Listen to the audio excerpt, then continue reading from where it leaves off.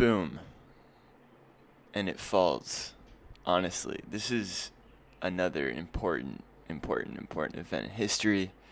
The fall of Constantinople.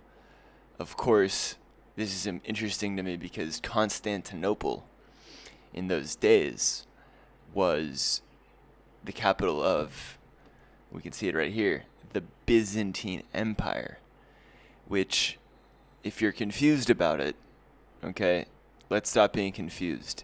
The Byzantine Empire is the eastern, okay, part of the Roman Empire, an empire that was founded, I think it's like 700 BC, on the banks of the Tiber, in Latium in Italy.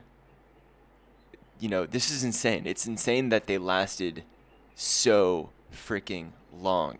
Like, they lasted well into the end of the Middle Ages. I also think it's a really important sort of bookmark for the end of the Middle Ages.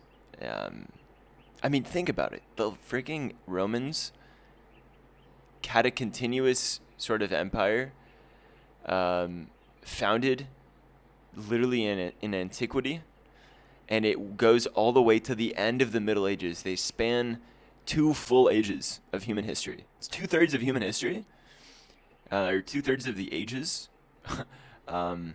is there is this entity within it called the Roman Empire that sometimes, in the beginning in the 700s, they weren't so influential. So it's kind of like, it's kind of like a bell curve, a little bit of a bell curve. Y'all know what that is, right? It's a little bit of a bell curve that, yeah, whatever, something like this. Let's just use this one. It starts 700, it's weak, and then it starts apexing probably around Pax Romana, that sweet spot until from what is it, 32 BC all the way to 150 or 180 AD, and then it slowly starts to wane. We lose the western half, and then eventually, boom, we lose Constantinople. Okay, a little bit of a bell curve. So where do we even start? Look, a couple things happen here.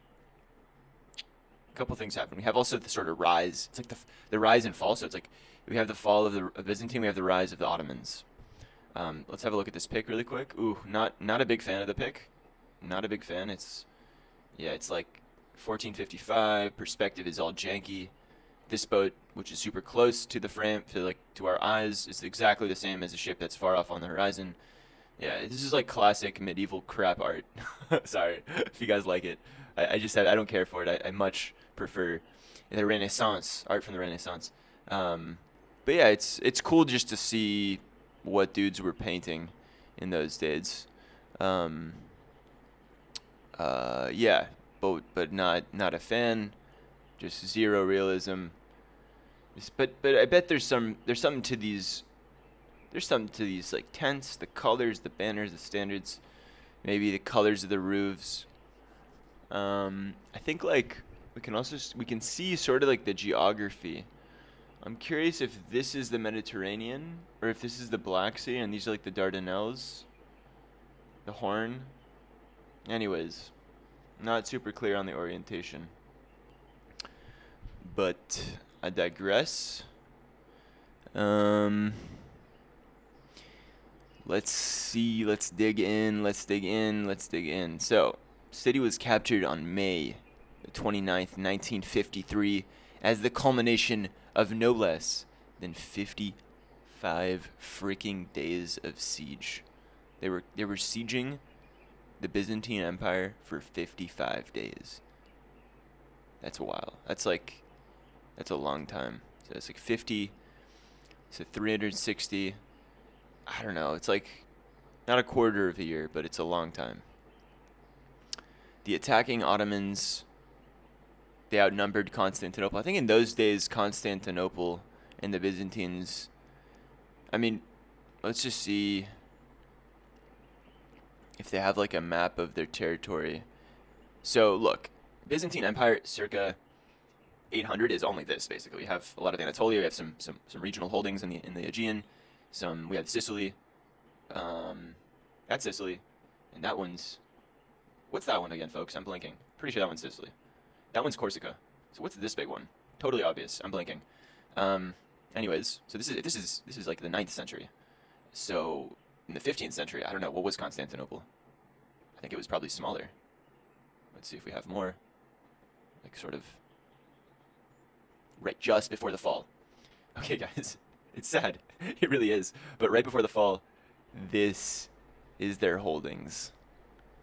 It's literally, so this is Constantinople, I think, like in the city. And they have this little kind of, this island, was it like Lesbos or something? I don't know, it's some island. That even the island is getting kind of chipped away by like, the Venetians, who I don't know if they were aligned with them, if they came to their rescue. But look, they're getting engulfed and literally eaten by Mehmet, I think his name is. He's like the Ottoman ruler at the time. So the attacking Ottoman army significantly outnumbers Constantinople's defenders, and it was just it was commanded by a 21-year-old dude. This guy was 21.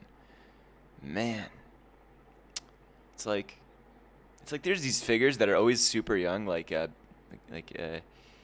Alexander the Great was also like super young, maybe his early 20s when he conquered literally like all of the Near East, all the way to India. And this dude's also 21, and he's conquering the Byzantine Empire.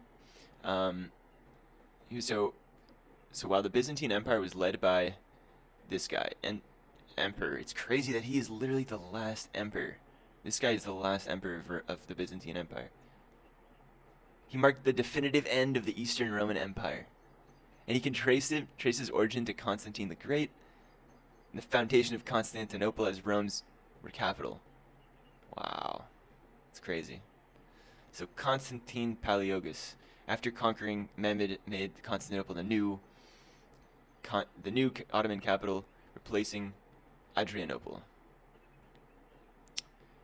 So the fall of this is a good one. The fall of Constantinople and the Byzantine Empire was a watershed of the late Middle Ages.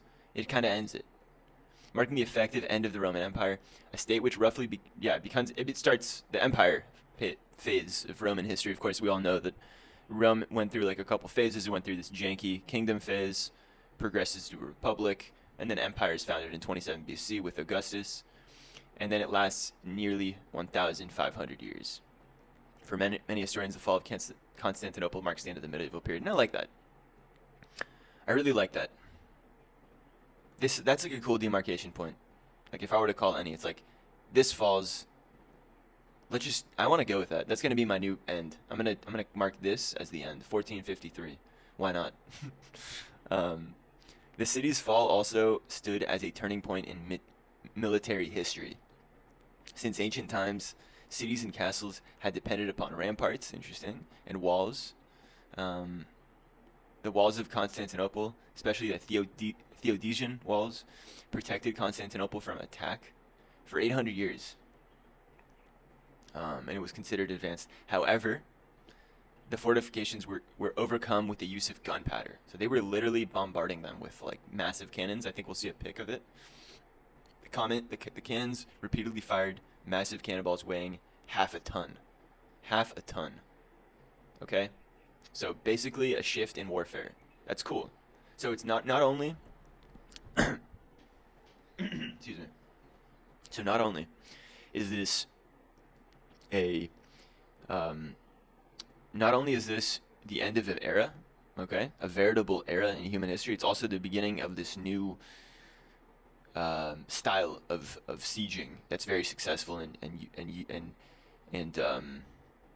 works great, it seems. I assume that this isn't the first time that a half a ton cannon was fired. I assume.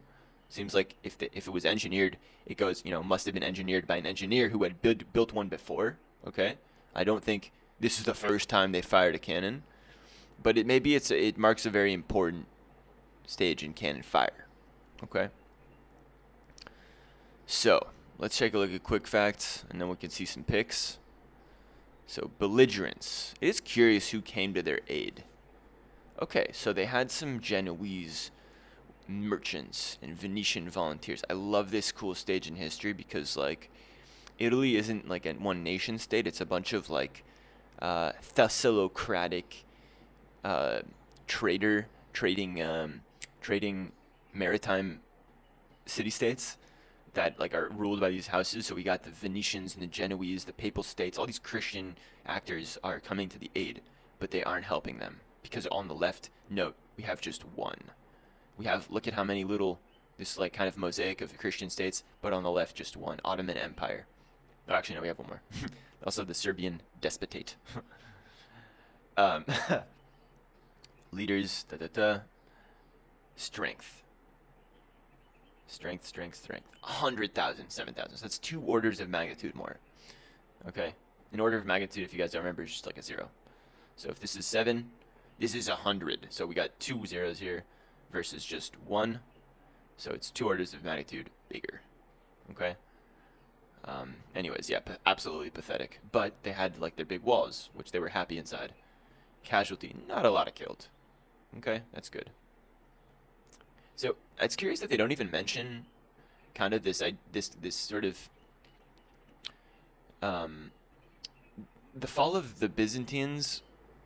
I've heard is like also the beginning of the Renaissance, because a lot of really like learned artists and artisans and painters and material like books and material were moved into into these folks, the Genoese, Venetians, and so on and so forth. So they got a bunch of like they had an influx of information, and then it's kind of a no-brainer that in these Christian states, these Italian states, we have the flourishing and the birth of the Renaissance, sort of at the time that this happens, like after the time that this happens.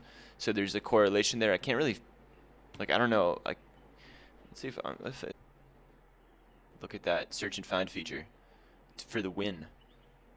Let's have a look.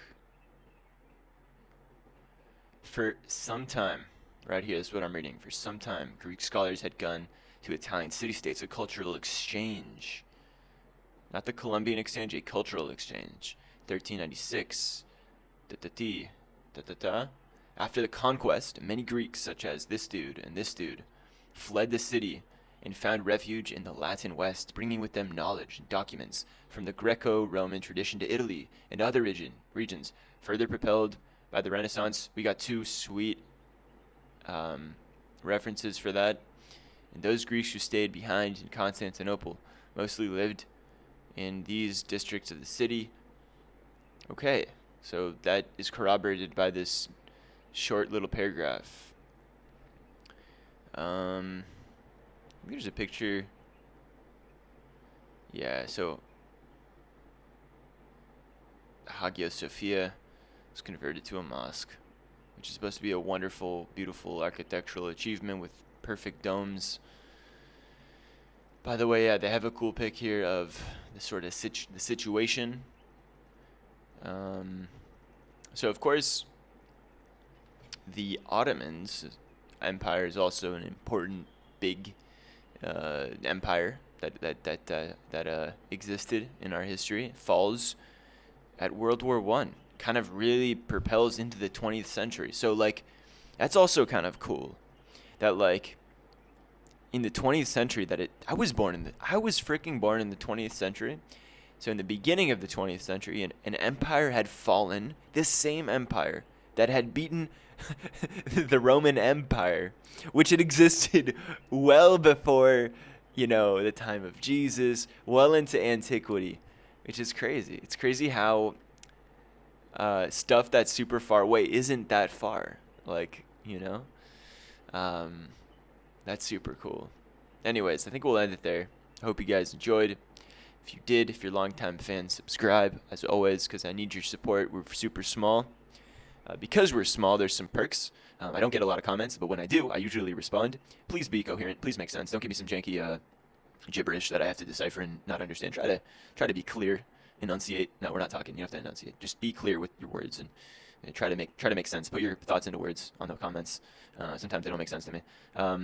And yeah, I hope you're not bots. Hope you guys have a great rest of the day or evening or morning or whatever time you guys are watching Wiki with me. And with that, Wiki with me is signing out.